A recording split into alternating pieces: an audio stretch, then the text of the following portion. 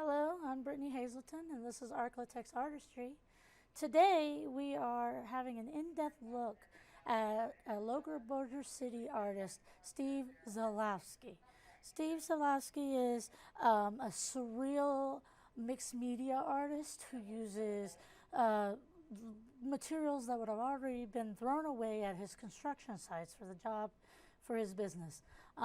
He crafts work that is almost alien and puts you in another world, fantastical in its own ways. I would say you have probably seen some of his work around town because he also does public art projects and murals. He works alongside various artists. He's also part of a local art group called ArkLaTex Arts, which I've interviewed a few of already, and you may have seen one of their interviews, including Alex Richardson and Ryan McCutcheon. All I can say is he's an amazingly talented artist who's been doing art since he was a child, and his family was very creative. So I hope you enjoy.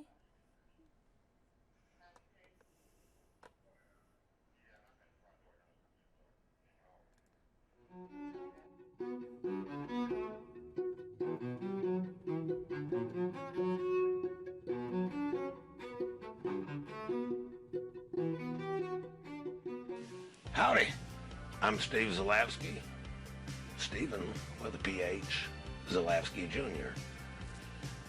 From Los Angeles, California. Made it to Bossier City around 3 or 4 years old. I've been here most of my life. A few years of incarceration, but I honed some arts, including poetry, songwriting, and drawing while I was, stuck in the pokey when I was a kid. Anyways, been in Bossier City almost all my life.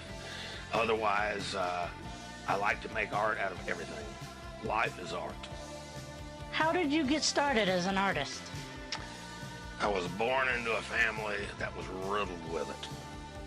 Art's everywhere. Among the greatest family.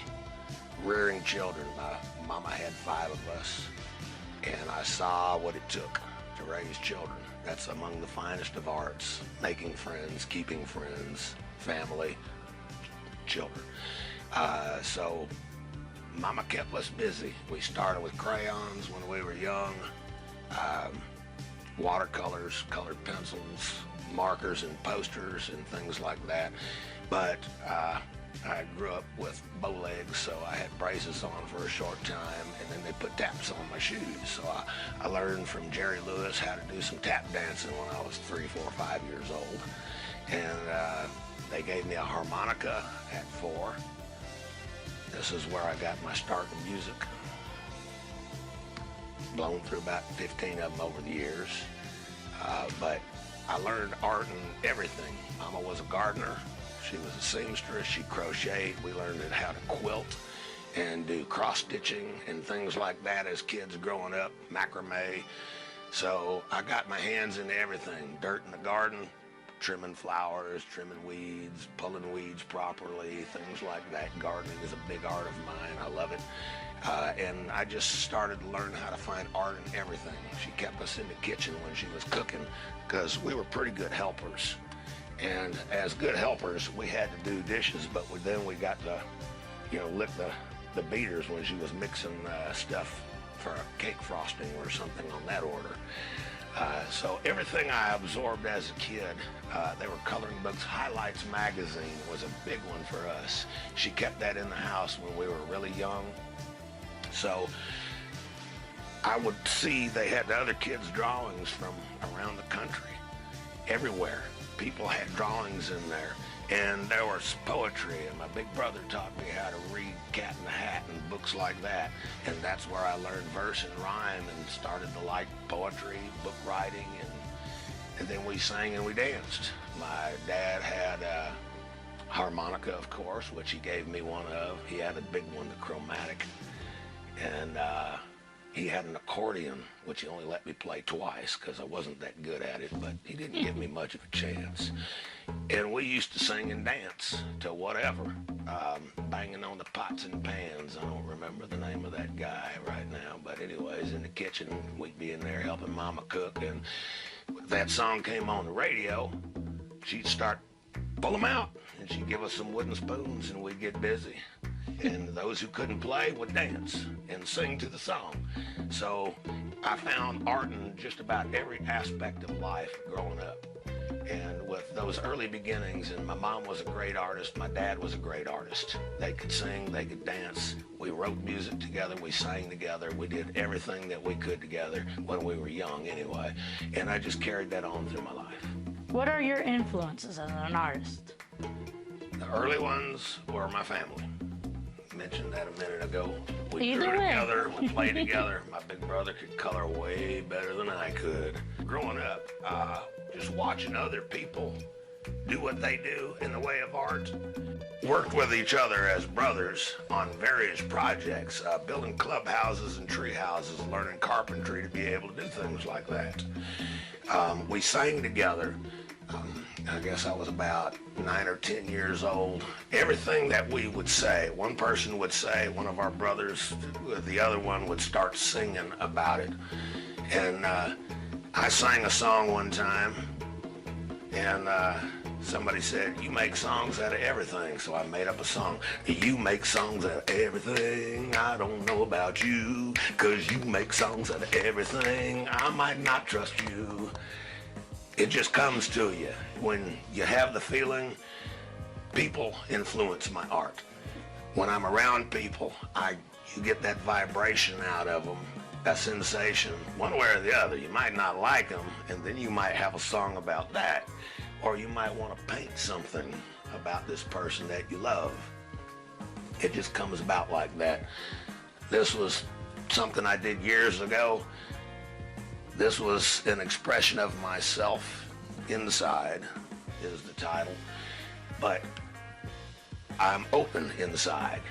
It's a wide open space, and when I watch other artists, what they do, I study their works. That inspires me, and it could be anybody doing just about anything in life, because there's so much to it. The possibilities are endless. Where to find art? It's everywhere around us. Creation. What inspires your creations? Mostly nature. Natural things. When you look around outside, everything is pretty. You can't look around at anything. I like slugs and snakes and things like that. Volcanoes. Everything I see out there is pretty. But other artists, and again, my musical tastes goes broad spectrum. I like just about everything if it's high quality music.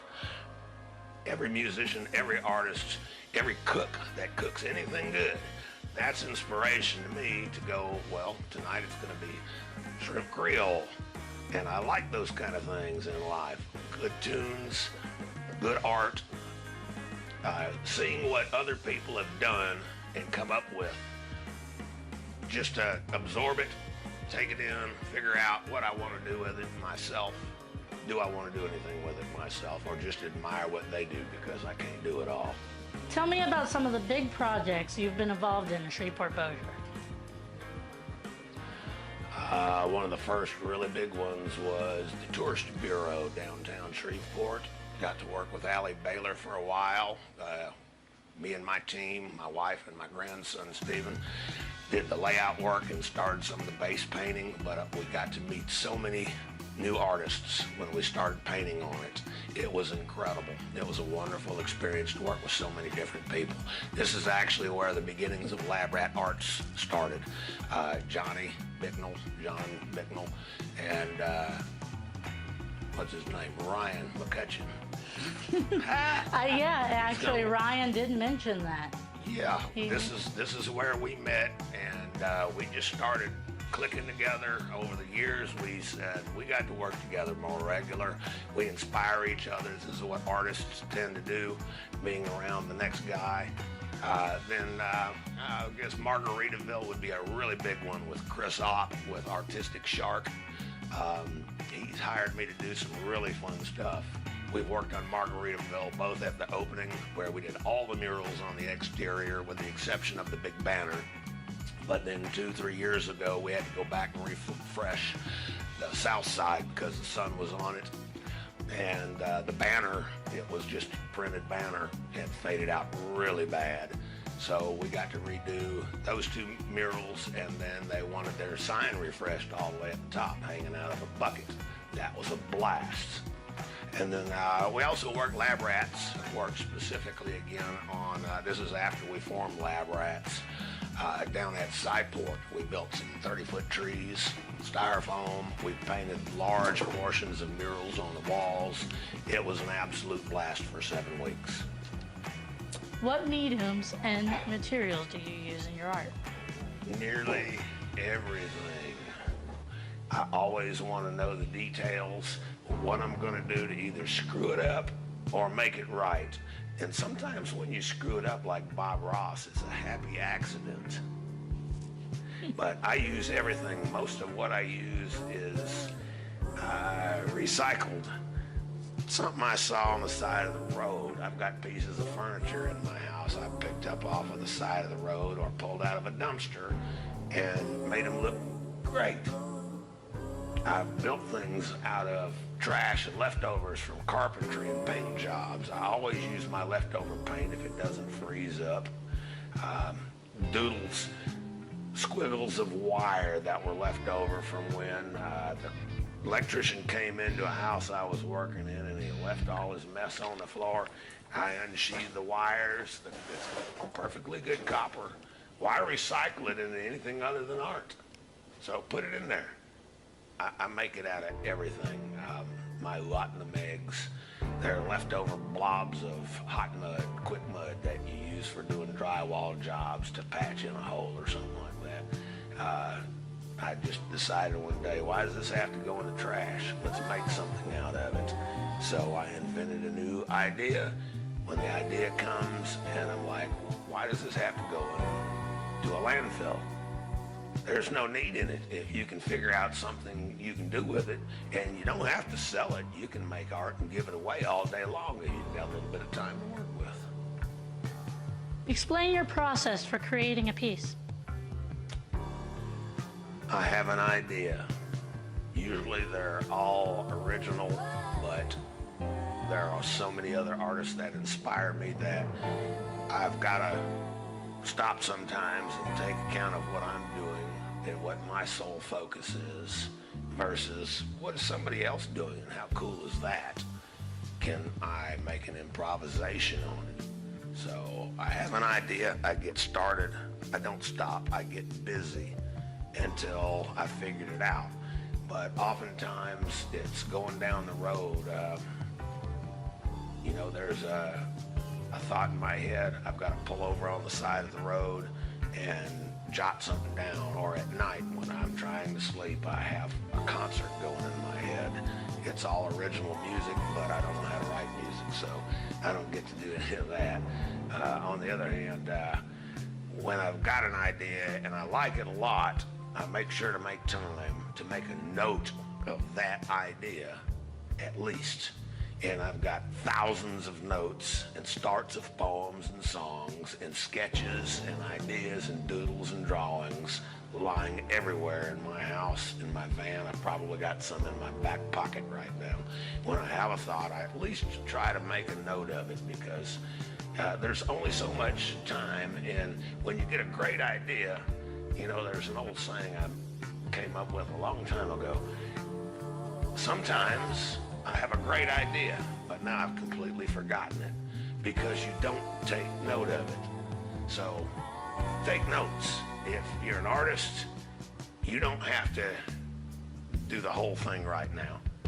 Jot something down, make a sketch. Make sure you don't forget that great idea you had because they're gonna come and they're gonna go. And you can always go back and look at your notes and say, well, this one I wanna work on today, but that one, I might not do that one at all. either way, if you haven't made a notation of it, keep your books, keep your little scraps of paper. You should really keep a piece of paper of some sort in your back pocket. These are my bank receipts. I draw them all the time. I come up with thoughts. So anything that makes me think about something at all that seems inspiring, I put a note down if it's really inspiring to me. And from there, it's, do I work with it now? Do I have time to work on it? Or do I need to make time to work on it because it feels important? What advice would you give to someone just starting out as an artist? Don't doubt yourself. Everybody is born an artist, and we're not artists of one medium alone in life. So find the ones that suit you, you're inclined to do, and pursue them. Expand your arts. Don't be restricted. Don't feel like you have to just do this. I don't paint fleur-de-lis. Everybody does that because, you know, it's something you can do all day, every day. I don't want to do that. Expand what you do and surround yourself with other artists. Find a flow with the people that you flow with and let them be your inspiration. Now, question yourself and question what it is they're doing.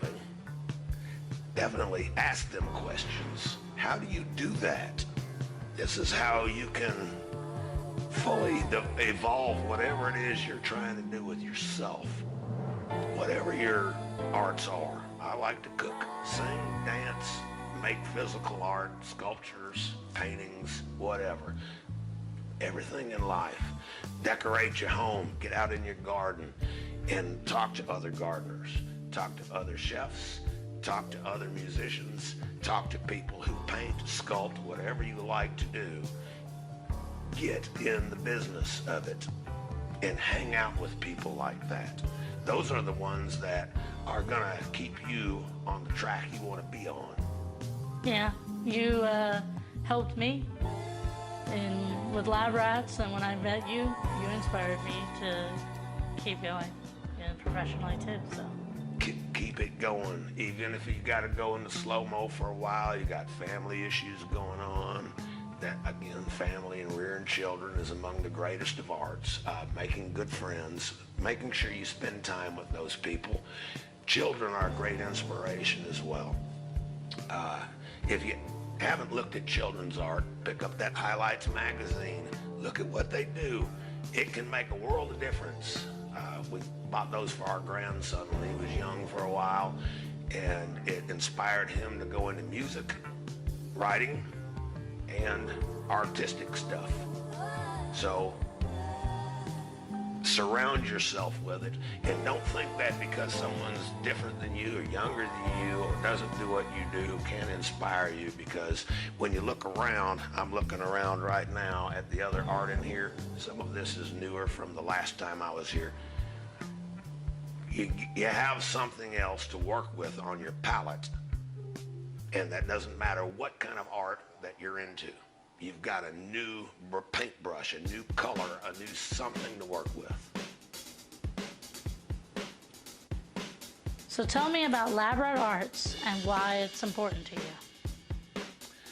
Lab rat arts is just a loose gathering of artists. We want to be in touch with each other. We want to keep doing things together because art is magnificent in your life. The more of it you can get, the better. And you can live your life as an artist even when you're not making art. But conspiring with others, I'm going to call it conspiring. Inspiring others. Sometimes it's conspired. Yeah, we have had some really fine conspirations. And we've had some really good inspirations. We've made a lot of things happen that wouldn't have otherwise happened without having other people involved. And when you get that group get together, when everybody is on the same page but feeding a project, an idea with new fuel, different fuel, because you might be burning propane, but I might have an oak log or an old piece of fig wood smoking my turkey on the grill. You just never know how it's all going to come together. But Lab Rats Arts is to keep artists going, to make them do what they know is in their soul. They want to express themselves. They want to be around other people that are like-minded. It's not a business. We don't make any money at it except when we work together or sell our own art. But when we do get together, because there's no contract, there's no obligation except pick up the phone, hey man, how do I do this? Or I got a question for you. Call me. And that's what we do. It don't matter if it's filmography, music, doesn't matter what it is. In Lab Rat Arts, we work together to further each other's goals, lifestyles, and whatever it is they're trying to accomplish. So we get together, we do what we can with each other, and we've made some cool stuff over the years, including music and big things. Supporting each other, collaborating, and Yes, inspiring each other. very much. It's an inspirational thing. We, you know, when you get with the right people in life, you feel like, let's move this direction, and you talk about it, and then all of a sudden you're moving. And I like that. Yeah, something Ryan McCutcheon said to me was, he was saying we kind of have artists of many different generations that kind of mentor each other and teach each other. You know, the older learning from the younger learning from the older, and we're all teaching each other something. Yep, and when the older ones are tired, the youngster will go up the ladder or the scaffold, and hey, I'll take care of that. You keep the thoughts coming in and the process moving, and where does it need to go because you're more experienced. And the new generation comes in, and we teach, we learn, we all put it back and forth between each other. And there's age is not really a thing, except that some people have seen and done more. Mm-hmm. But on the other hand, there are those youngsters that say, I've got an idea, let's try this. Fresh new take. That's it, I've got an idea, let's try this out. If you doubt yourself, know this, everyone is an artist. Don't kid yourself. You know many arts. You may not feel that way, but once you take it on, you will, I assure you. There's something you can do very artistically, and probably several things you can do. Some things you can't do, but other things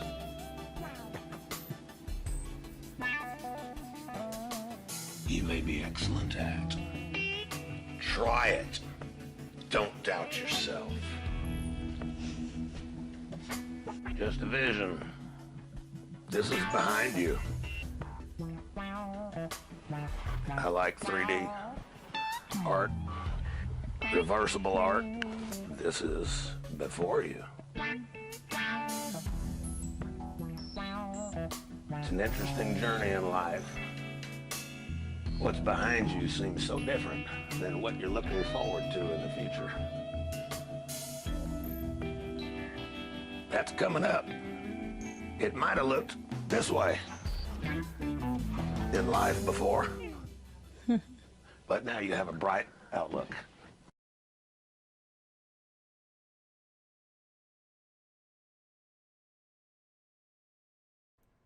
Thank you so much for watching ArkLaTex Artistry. We'll have more in-depth interviews once a month. This one was for technically last month. The next one I have planned, I believe you'll really like this one. We also have weekly Zoom interviews. You can check those out on our KSLA now, on Apple TV, Roku, KSLA's website, or ArkLaTex Today 12's website. So see us next week at 12, as always, and have a great week.